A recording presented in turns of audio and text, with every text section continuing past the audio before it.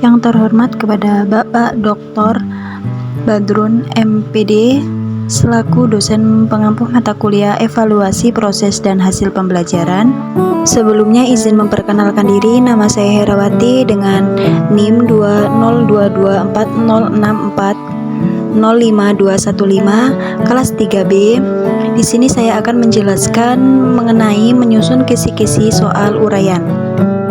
Yang pertama yaitu apa itu kisi-kisi uraian berbasis HOT. Kisi-kisi adalah panduan yang digunakan oleh guru untuk menentukan jenis pertanyaan atau tugas yang harus diberikan kepada siswa. Sedangkan HOT sendiri merupakan singkatan dari Higher Order Thinking Skill, yang artinya keterampilan berpikir tingkat tinggi, yang dimana dapat disimpulkan bahwa kisi-kisi tes uraian berbasis HOT yaitu kisi-kisi yang dibuat oleh guru untuk pedoman penulisan soal penjelasan mengenai suatu hal dengan keterampilan berpikir tingkat tinggi. Dalam konteks pendidikan, keterampilan berpikir tingkat tinggi merujuk pada kemampuan siswa untuk menganalisis, mengevaluasi, dan menciptakan sesuatu dengan menggunakan informasi yang telah dipelajari sebelumnya. Manfaat kisi-kisi uraian berbasis HOT. Manfaat bagi guru. Yang pertama, sebagai pedoman dalam menulis soal. 2. Untuk menjamin soal yang baik atau mencakup semua pokok pembahasan. Sedangkan manfaat bagi siswa yaitu sebagai pedoman peserta didik dalam mempersiapkan diri ketika akan melaksanakan ujian sekolah. Adapun langkah-langkah menyusun kisi-kisi tes uraian. Yang pertama, menyiapkan struktur kisi-kisi dan buku sebagai sumber dalam menyusun kisi-kisi tes uraian. 2. Menentukan pokok bahasan dan subbahasan. 3. Menentukan jumlah butir soal. 4. Sebaran jumlah butir soal per pokok bahasan. 5. Distribusikan jumlah butir soal per pokok bahasan dalam sub pokok bahasan. 6. Distribusikan jumlah butir soal per sub pokok bahasan ke dalam kolom dan tingkat kesulitan butir soal tersebut. Contoh kisi-kisi tes uraian berbasis HOT, yang dimana terdapat mata pembelajaran, tahun pembelajaran, kelas yaitu kelas 4, waktu yaitu 70 menit, dan jenis soal berbentuk uraian.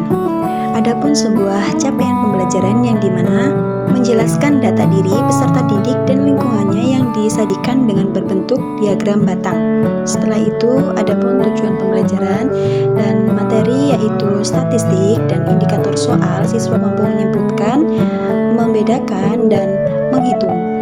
Yang selanjutnya, bentuk soalnya berbentuk uraiannya C1 sampai C3 dan terdapat P atau psikomotor 1. Dan soal nomor 4 sampai 7 itu capaian pembelajarannya sama dengan soal yang pertama dan sampai 3. Adapun tujuan pembelajaran, materi, statistik, dan siswa mampu menghitung, menyimpulkan, membuat kesimpulan, dan menentukan data. Bentuk soalnya yaitu uraian dan ranahnya yaitu ranah kognitif 4 sampai kognitif 6 dan ada psikomotor 5. Dan setelah menyusun kisi-kisi soal tes uraian, selanjutnya guru harus membuat instrumen penilaian yang dimana ada kategori soal dalam bentuk tes uraian berstruktur. Indikator soal yang dimana yang pertama, siswa mampu menyebutkan pengertian statistik ranah C1 atau kognitif 1, skorannya yaitu mendapatkan poin 5. Yang selanjutnya, siswa mampu membedakan dua data menurut sifatnya ranah C2 dan P1 mendapatkan poin 5. 3. Mampu menghitung rata-rata data tabel ranah kognitif 3 dan penskorannya mendapatkan poin 10. 4. Siswa mampu menghitung rata-rata dari diagram batang ranah kognitifnya keempat, penskorannya mendapatkan poin 20. Yang kelima, siswa mampu menyimpulkan penyajian data menggunakan diagram garis yang dimana kognitif 5, penskorannya yaitu mendapatkan poin 20. Indikator soal yang keenam yaitu siswa mampu membuat kesimpulan dengan diagram batang. Ranah kognitifnya yaitu C6 dan psikomotor kelima mendapatkan penskoran poin 20. Yang selanjutnya siswa mampu membuat diagram batang dalam bentuk sebuah produk. Ranahnya yaitu psikomotor 5, penskorannya mendapatkan poin 20. Sehingga jika siswa mampu menjawab semua pertanyaan dengan benar maka mendapatkan poin 100. Mungkin itu saja yang dapat saya sampaikan, kurang lebihnya saya mohon maaf. Saya akhiri. Wassalamualaikum warahmatullahi wabarakatuh.